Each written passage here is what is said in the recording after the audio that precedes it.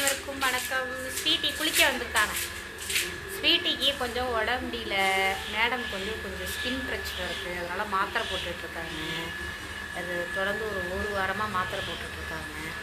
அதனால் கொஞ்சம் காலையில் எழுந்திரிச்சாலே ஓரளவு கொஞ்சம் மயக்கம் வர மாதிரியே இருக்குது மேடத்துக்கு. அப்படி தானேப்பா? இன்றைக்கி குளிக்க வந்திருக்காங்க. 2 நாளைக்கு ஒரு குளித்தா கொஞ்சம் தெளிவாயிடுவார்ல, அதனால் குளிப்பாட்டுறதுக்காக வந்திருக்கேன். ஆனால் இவங்க குளிக்க மாட்டேன்னு சொல்லிட்டு மேலே ஏறி கட்டை மேலே ஏறி உட்காந்துக்கிறாங்க. குளிக்க மாட்டேன் அப்படின்ட்டு. இருந்தாலும் அதையும் மீறி குளிப்பாட்டி விடணும். குளிக்காமல் இருக்க முடியாது. ஏப்பா யாரு? லியோ எங்க? லியோ அவன் எப்போ பார்த்தாலும் செம்மண்ணில் புரண்ட மாதிரியே தான் இருப்பான், குளித்தாலும் குளிக்காட்டியும். ஸ்வீட்டி தான் குளித்து நல்லா நீட்டாக இருப்பாங்க. லியோவும் நீட்டாக தான் இருப்பான். லியோ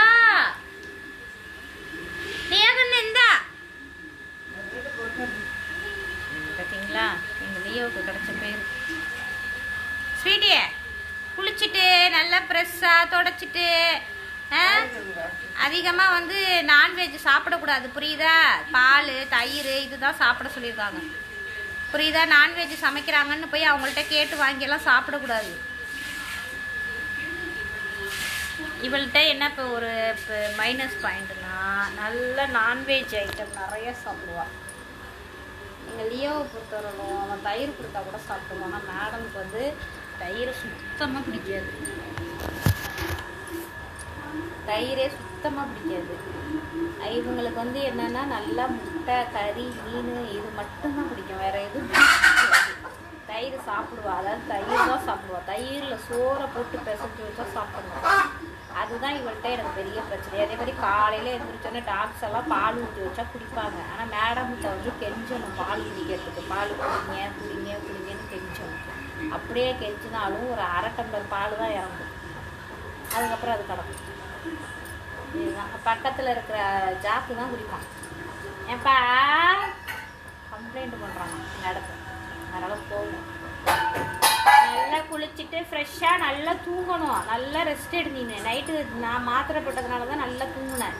அதே மாதிரி இப்பையும் குளிச்சுட்டு நல்லா தூங்கு, சரியாக போயிடும். ஓகே ஃப்ரெண்ட்ஸ், வீடியோ பிடிச்சிருந்தா லைக் பண்ணுங்கள். அடுத்த வீடியோவில் பார்க்கலாம். எங்கள் ஸ்வீட்டிக்காக எல்லோரும் வேண்டிக்கோங்க, உடம்பு குணமாக வந்துட்டு. ரொம்ப இல்லை, சும்மா இந்த ஸ்கின் பிரச்சனை மட்டும்தான். அவளுமே நான் பார்த்து தான் கொடுத்துட்ருக்கேன். நைட்டெல்லாம் நான் தூங்காமல் கூட அவளை பார்த்துட்ருக்கேன். நேற்று மாத்திரை போட்டதுனால நல்லா தூங்கலாம், பிரச்சனை கிடையாது. தூங்கி 4 மணிக்கு தான் எழுந்திரிச்சா. தான் நல்லா 2 மணி வரைக்கும் தூங்கலை. நானும் அவளோட சேர்ந்து தூங்கவே இல்லை. எனக்கு ரொம்ப ஒரு மாதிரி ஆயிடுச்சு. அதனால தான் நேற்று இப்போதைக்கு மெடிக்கலில் சொல்லி மாத்திரை கொடுத்துருக்காங்க. இந்த டேப்லெட் போடுங்க, 3 நாள் தொடர்ந்து போடுங்க, சரியாக போயிடும் அப்படின்னு சொல்லியிருக்காங்க. ஓகே, முன்னாடி கொடுத்த டேப்லெட் அது சரியில்லை. 1 வாரம் தொடர்ந்து கொடுத்தேன். அது எனக்கு என்னமோ பலன் கொடுக்குற மாதிரியே தெரியல. இப்போ இது கொடுத்ததுனால நேற்று நல்லா தூங்கணும். அந்த மாத்திரை போட்டதுனால நேற்று நல்லா தூங்கணும். முந்தா நாள்லாம் பாப்பா தூங்கவே இல்லை. நேற்று நல்லா தூங்கலாம். அதே மாதிரி சரி, ஸ்கின் பிரச்சனை கொஞ்சம் கொஞ்சமாக தானே சரி பண்ணி கொண்டு வர முடியும். அப்படி இல்லை அப்படின்னா டாக்டர்கிட்ட அழைச்சிட்டு போயிட்டு ஊசியை போட்டு ஊசி குத்த தான்